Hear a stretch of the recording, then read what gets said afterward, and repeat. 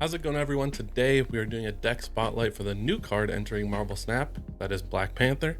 That is a 5-cost 4 power. On reveal, double this card's power, which means that cards like Okoye and Nakia and Forge that can buff Black Panther when it's coming out, when it's in your deck, when it's in your hand, are all going to be very good.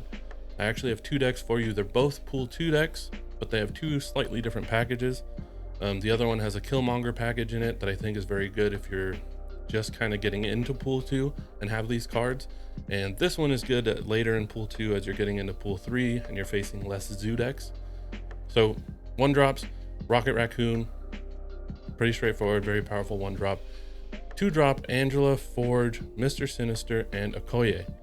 I like trying to drop Okoye as quickly as possible if Black Panther is still in my deck. If I have it in hand and I'm not too worried about trying to buff it, then playing Angela or Mr. Sinister outright or Forge into Mr. Sinister is okay.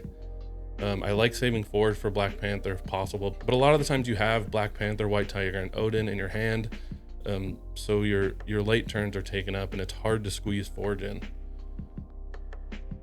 Of course, Ironheart synergizes with Odin.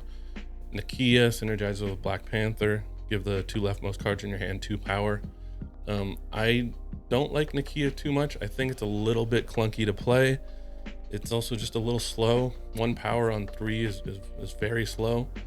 And I find myself preferring Storm or Ironheart most of the time when I have a choice on turn 3.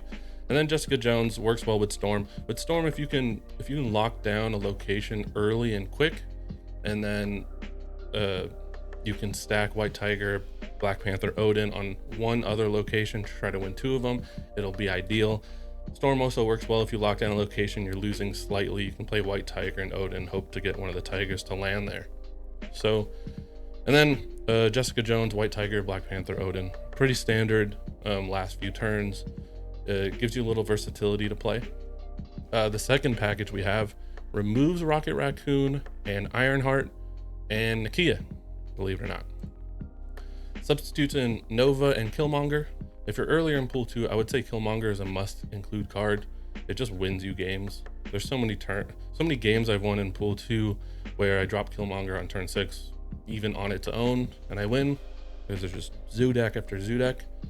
And then you can trigger Nova with Killmonger if you need to. And the other card you're putting in is America Chavez instead of Nakia.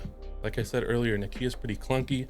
America Chavez kind of gives you that guaranteed turn 6. Sometimes Odin just isn't enough. Sometimes you can't play Odin where you have Black Panther or White Tiger in order to win the game, and you just need that little bit of power. America Chavez, if you play Okoye, comes in at a 6-cost 10 power. So it works really well. I like this version of the deck better.